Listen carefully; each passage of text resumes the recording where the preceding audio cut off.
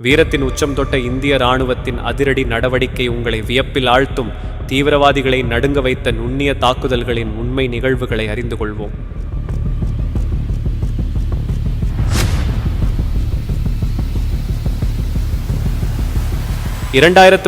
ஆண்டு செப்டம்பர் 29 இந்திய இராணுவம் பாகிஸ்தான் ஆக்கிரமிப்பு காஷ்மீரில் நுண்ணிய தாக்குதல்களை நடத்தியது. இந்த தகவல் அக்டோபர் மாதம் பொதுமக்களுக்கு வெளியிடப்பட்டது. இந்த தாக்குதல்கள் உரி தாக்குதலுக்கு பதிலடியாக நடத்தப்பட்டன. உரி தாக்குதலில் 18 இந்திய இராணுவ வீரர்கள் உயிரிழந்தனர். இந்த இழப்பு நாடு முழுவதும் பெரும் அதிர்ச்சியையும் கோபத்தையும் ஏற்படுத்தியது. இந்த நுண்ணிய தாக்குதல்கள் மிகவும் திட்டமிட்டு நடத்தப்பட்டன.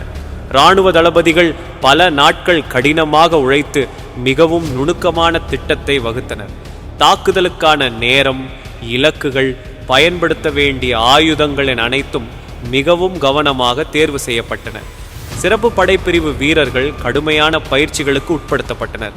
அவர்கள் எல்லை கட்டுப்பாட்டு கோட்டை கடந்து சென்று பாகிஸ்தானின் தீவிரவாத முகாம்களை தாக்கி அழித்தனர்.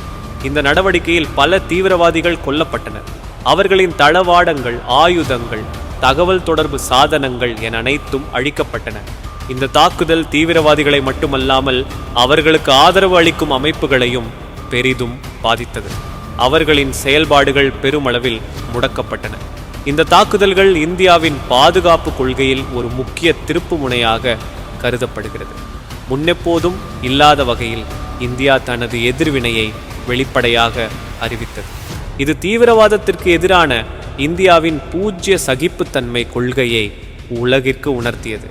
எல்லை தாண்டிய தீவிரவாதத்தை எந்த வகையிலும் சகித்து கொள்ள மாட்டோம் என்ற இந்தியாவின் உறுதியான நிலைப்பாடு தெளிவாக வெளிப்படுத்தப்பட்டது. இந்த நடவடிக்கை இந்திய இராணுவத்தின் திறமையையும் தயார் நிலையையும் வெளிப்படுத்தியது. நாட்டின் பாதுகாப்பிற்காக எந்த அளவிற்கும் செல்ல தயாராக இருப்பதை காட்டியது.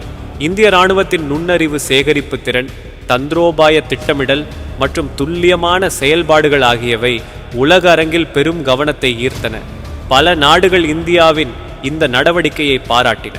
இந்த தாக்குதல்கள் இந்திய மக்களிடையே பெருமிதத்தையும் ஒற்றுமையையும் ஏற்படுத்தின. நாட்டின் பாதுகாப்பிற்காக அர்ப்பணிப்புடன் செயல்படும் இராணுவத்தின் மீது மக்களின் நம்பிக்கை மேலும் வலுவடைந்தது. சமூக ஊடகங்களில் இராணுவ வீரர்களுக்கு ஆதரவாக பல பதிவுகள் வெளியிடப்பட்டன. பல்வேறு நகரங்களில் மக்கள் ஒன்று கூடி இராணுவத்திற்கு ஆதரவாக பேரணிகள் நடத்தினர். இந்த நுண்ணிய தாக்குதல்கள் சர்வதேச அளவிலும் பெரும் தாக்கத்தை ஏற்படுத்தின.